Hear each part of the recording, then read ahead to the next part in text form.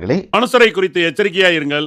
அவர்கள் உங்களை ஆலோசனை சங்கங்களுக்கு ஒப்புக் கொடுத்து தங்கள் ஜெப ஆலயங்களில் உங்களை வாரினால் அடிப்பார்கள். யார் இந்த மனுஷர்? அவர்கள் என்ன செய்வார்கள்? மனுஷர் என்று சொல்லக்கூடிய இந்த பிரிவு உள்ள ஜனங்கள் இஸ்ரவேலில் இருக்கக்கூடியவர்கள், இஸ்ரவேல் ஜனங்களுக்குள்ளாக வேறு விரிக்கப்பட்டவர்கள், இஸ்ரவேல் ஜனங்களுக்குள்ளாக இடப்புறத்திலே ஒதுக்கப்பட்டிருக்கிற மந்தையின் ஆடுகள். இவர்கள் மாம்ச சிந்தை கொண்டவர்கள், இவர்கள் ஆவியின் சிந்தை இல்லாதவர்கள். தங்களுடைய கிரியைகளிலே கர்த்தரை குறித்து சாட்சி கொடுக்கக்கூடிய அந்த சீஷர்களை அவர்கள் ஆலோசனை சங்கங்களுக்கு ஒப்புக் கொடுத்து குற்றவாளிகளாக நிறுத்துவார்கள். மேலும் தங்களுடைய ஜெப ஆலயங்களில் அவர்களை வாரினால் அடிப்பார்கள் என்று கர்த்தர் இங்கே சாட்சி கொடுக்கிறார். அவர்களுடைய ஜெப ஆலயம் அது கர்த்தருடைய ஜெப ஆலயம் அல்ல, அது தேவனுடைய ஆலயமாக சாட்சியிடப்படவில்லை. கர்த்தர் அது தன்னுடைய ஆலயம் என்று சாட்சி கொடுக்கவில்லை. கர்த்தர் இங்கே கொடுக்கக்கூடிய சாட்சியானது தங்கள் ஜெப ஆலயங்கள், அவர்களுடைய ஜெப ஆலயம். அங்கே கர்த்தருக்கு இடம் இல்லை, அங்கே வார்த்தைக்கு இடம் இல்லை, அங்கே சத்தியத்துக்கு இடம் இல்லை, அங்கே கர்த்தரை அறியக்கூடிய அறிவுக்கு இடம் இல்லை. கிறிஸ்துவுக்குள் அருமையான பிள்ளைகளை, அப்படி இருக்கக்கூடிய அந்த தன்மையிலே கொண்டு இருக்கக்கூடிய ஜனங்கள் மனுஷர்கள் என்று சாட்சியிடப்படுகிறார்கள். கிறிஸ்துவுக்குள் அருமையானவர்களே,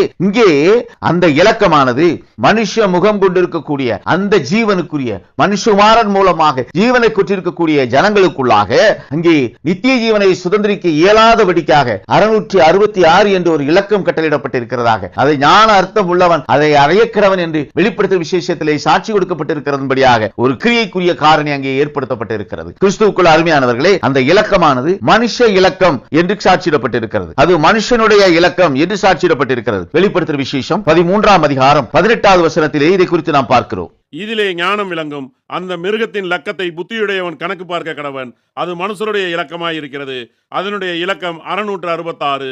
கிறிஸ்துவுக்குள் அருமையானவர்களே, அந்த மிருகத்தினுடைய இலக்கமானது அது மனுஷனுடைய இலக்கமாக அங்கே சாட்சியிடப்பட்டிருக்கிறது. மனுஷனுடைய இலக்கம், இந்த இலக்கமானது மனுஷருக்குரிய இலக்கம். இந்த இலக்கம் 666 என்ற தன்மையிலே இருக்கக்கூடிய ஒரு எண் அல்ல. கிறிஸ்துவுக்குள் அருமையானவர்களே, அது பிதாவின் இலக்கம் அல்ல என்பதே இங்கே கொடுக்கக்கூடிய சாட்சியாக அமைகிறது. மனுஷ இலக்கம் பிதாவின் இலக்கம். மனுஷ இலக்கம் பார்த்தோம், அது மனுஷ சிந்தை, அது மாமிஷ சிந்தை, அது மாமிஷ சிந்தையினால் வரக்கூடிய இலக்கம். அது ஆவியின் சிந்தையினால் எழக்கூடிய இலக்கம் அல்ல. அந்த இலக்கம் அறியப்பட வேண்டும் என்றால் நாம் ஆவியின் சிந்தை கொண்டவர்களாக காணப்பட வேண்டும். இந்த இலக்கமானது தேவத்துவத்துக்குள்ளாக கொடுக்கப்படுகிற இலக்கம், அது மாமிஷத்திலே கொடுக்கப்படுகிற இலக்கம், அது மாமிஷ சிந்தையிலே கொடுக்கப்படக்கூடிய இலக்கம், அது கர்த்தரை அறியாதிருக்கக்கூடிய தன்மையிலே கொடுக்கப்படக்கூடிய இலக்கம், அது கர்த்தருடைய சித்தம் இன்னதென்று அறியாதிருக்கக்கூடிய ஜனங்களுக்கு கொடுக்கப்படக்கூடிய இலக்கம், அது சத்தியத்தை ஏற்றுக்கொள்ளாதவர்களுக்கு கொடுக்கக்கூடிய இலக்கம். 666 என்ற இந்த இலக்கமானது மனுஷ இலக்கமாகவே சாட்சியிடப்பட்டிருக்கிறது. அது மாமிஷ இலக்கமாகவே சாட்சியிடப்பட்டிருக்கிறது. கிறிஸ்துவுக்குள் அருமையானவர்களே, மனுஷனை குறித்து எச்சரிக்கையாயிருங்கள் என்று கர்த்தர் சாட்சியிட்டாரே சீஷர்களை குறித்து, அந்த சீஷர்களுடைய தன்மையை கொண்டிருக்கிறவன் இந்த மனுஷ இலக்கத்தை அறிவான்.